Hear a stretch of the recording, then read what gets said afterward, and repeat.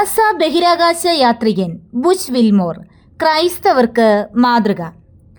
ബഹിരാകാശത്ത് നിന്ന് വന്ന് വെറും 6 ദിവസങ്ങൾ മാത്രം ഞായറാഴ്ച ആചരണത്തിനായി ബുച്ച് വിൽമോർ തൻ്റെ പ്രൊവിഡൻസ് ബാപ്റ്റിസ്റ്റ് ദേവാലയത്തിലേക്ക് ഓടിയെത്തി.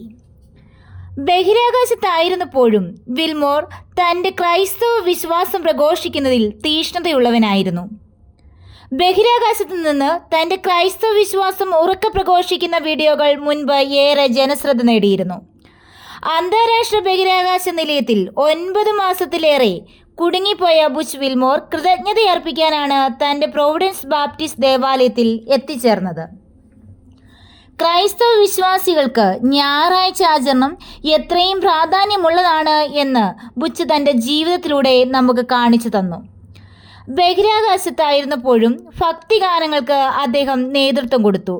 സഹവിശ്വാസികളെ വിളിക്കുകയും സുവിശേഷം പ്രസംഗിക്കുകയും ചെയ്ത് തൻ്റെ വിശ്വാസത്തിൻ്റെ ആഴത്തെ അദ്ദേഹം ജനലക്ഷങ്ങൾക്ക് വെളിപ്പെടുത്തുക മാത്രമല്ല, ക്രിസ്തുവിൻ്റെ സ്നേഹം ഉറക്കെ പ്രഖ്യാപിക്കുകയും അവനിലുള്ള വിശ്വാസത്തെ ലോകത്തോട് ഏറ്റുപറയുകയുമാണ് അദ്ദേഹം ചെയ്തത്.